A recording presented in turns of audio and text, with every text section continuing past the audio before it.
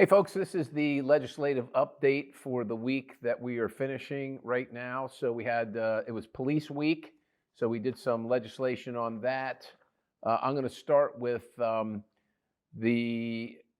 HR 1346, the Nationwide Consumer and Fuel Retailers Choice Act, so-called the Retailer Choice Act. So this is a little complicated.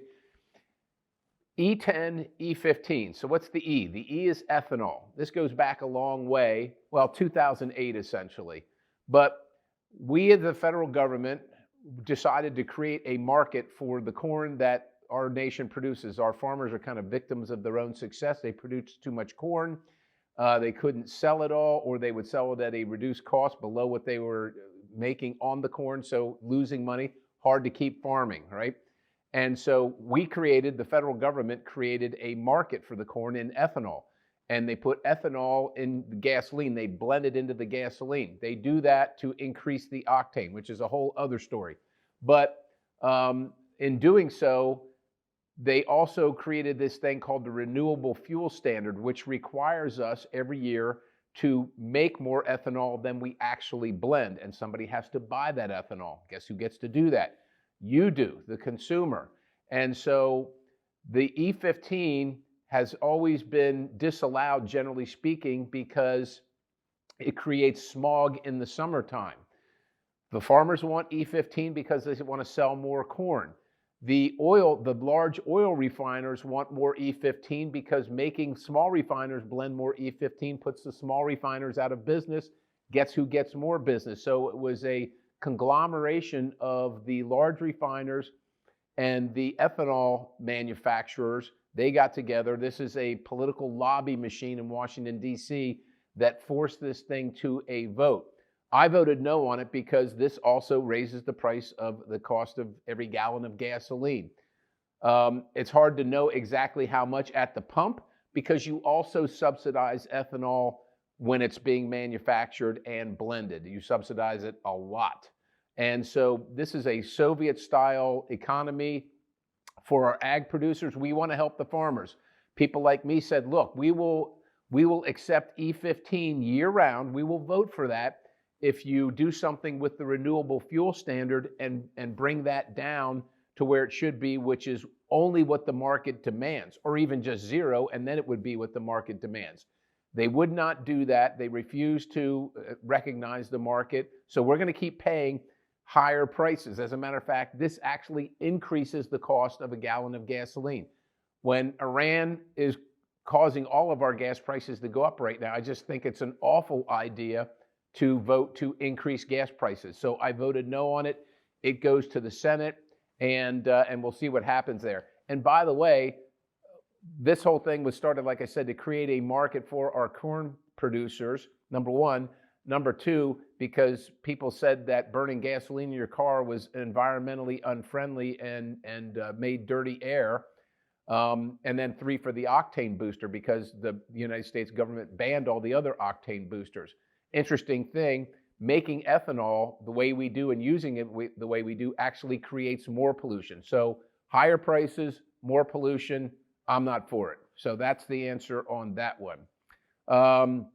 The 2027 Military Construction Amendment number 29 to HR 8469, also known as MILCON VA, Military Construction Veterans Affairs.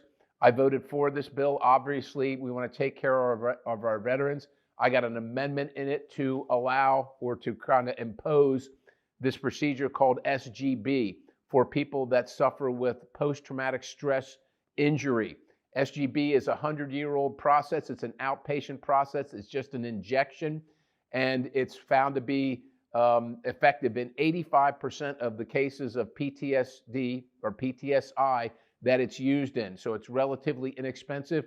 11 Veterans Affairs facilities already use it, but there are 170 of them.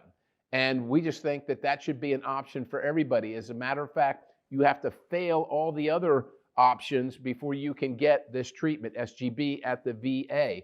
And of course, you probably already know that 20 service members on average a day take their lives in the United States of America. We're not doing a good job. of fixing this. And so SGB, again, 85% effective, no known side effects. They shouldn't be just doing it at 11 facilities. They should be doing it and offering it every facility.